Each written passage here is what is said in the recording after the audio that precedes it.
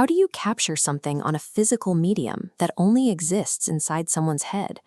Early filmmakers had light, lenses, and celluloid, but no mechanism for recording a thought. They were trying to force the boundless, fluid landscape of a child's imagination into the rigid, mechanical boundaries of early camera equipment. To solve this paradox, directors had to stop treating children as subjects to be observed.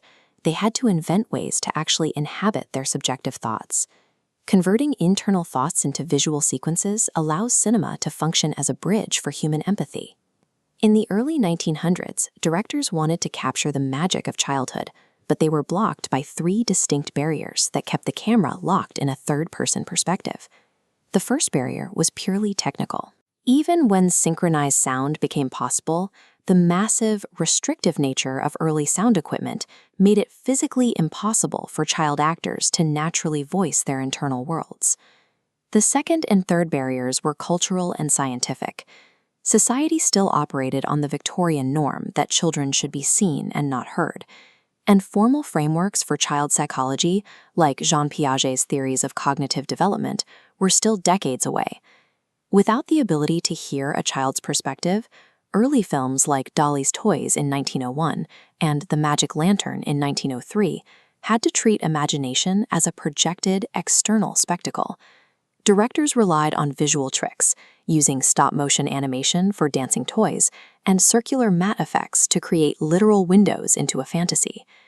They could imply an active imagination, but they couldn't align the audience with the child's actual cognitive experience. In this objective era, the child on screen served mainly as a prop for adult nostalgia, rather than an active narrator of their own mind. The devastation of World War II turned cinematic attention toward the internal lives of children navigating a broken world. Alongside this historical shift came a scientific one, driven by psychoanalyst Melanie Klein and the emergence of object relations theory. Klein decoded childhood play as a system of symbolic communication, a primary way for a child to express complex unconscious processes. This scientific revelation demanded a new approach from directors.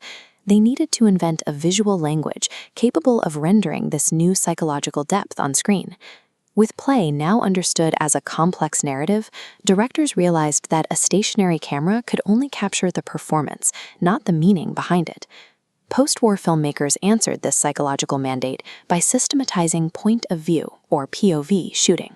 The prime example of this directorial shift was Vittorio De Sica and his 1946 film, Shoeshine.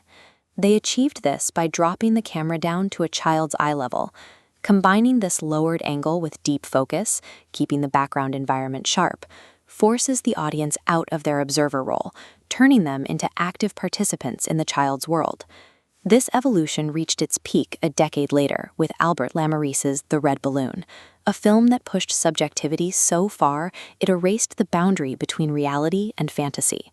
The sentient balloon operates as a tangible reality, externalizing the young boy's longing for companionship. Crucially, Lamourise sustains this fantasy completely on its own, never bringing in an adult character to explain it away.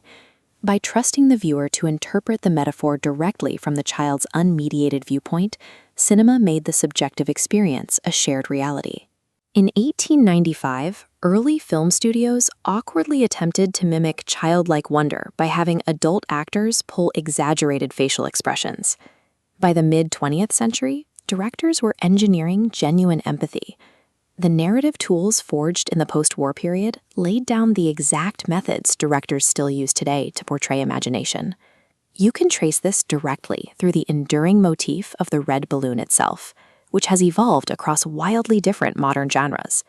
It can serve as a symbol of nostalgic wonder in superhero films like Wonder Woman 1984, or be subverted into a marker of predatory trauma in horror films like 2017's It, reflecting imagination as both a refuge and a vulnerability.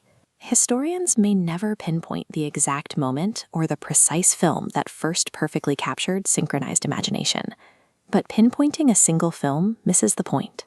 The shift from crude visual tricks to psychological subjectivity shows how cinema adapts its grammar to make the invisible world of a child's mind accessible to everyone.